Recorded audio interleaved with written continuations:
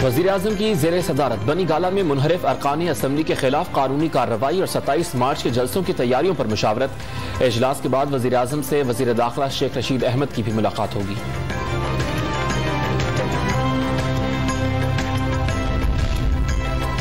Peoples party को Sindh house Islamabad पर छापे के खदशात। मुनहरिफ अरकान कौमी असम्बली की नामालूम मकाम पर मुंतकली।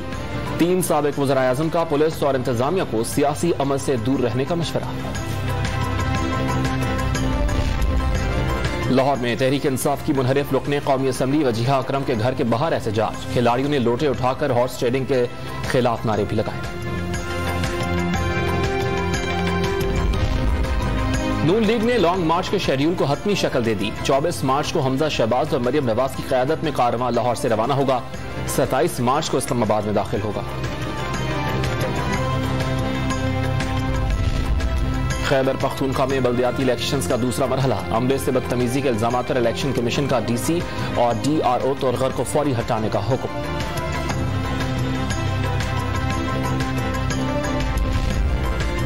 तीरा में घर वापस आने वाले खानदानों के इस्तकबाल के लिए ग्रैंड जरगे का इनेकाद। Corps commander Peshawar lieutenant general Faiz Hameed ने कबायलियों की कुर्बानियों को सराहा। 15,000 से ज्यादा खानदानों के 1 लाख अफराद की बहाली की जाएगी। ISPR का बयान। Chairman joint chiefs of staff committee general Nadeem Raza ने जर्मनी और स्विट्जरलैंड का दौरा किया।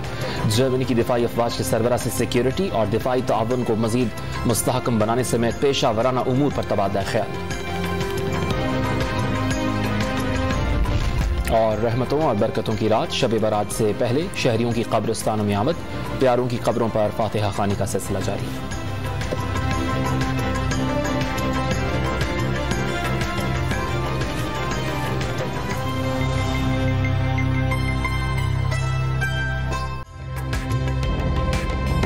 ताज़ा तरीन वीडियोस के लिए हमारा YouTube चैनल सब्सक्राइब करके बेल आइकन प्रेस करिए ताकि आपको मिले हर अपडेट सबसे पहले।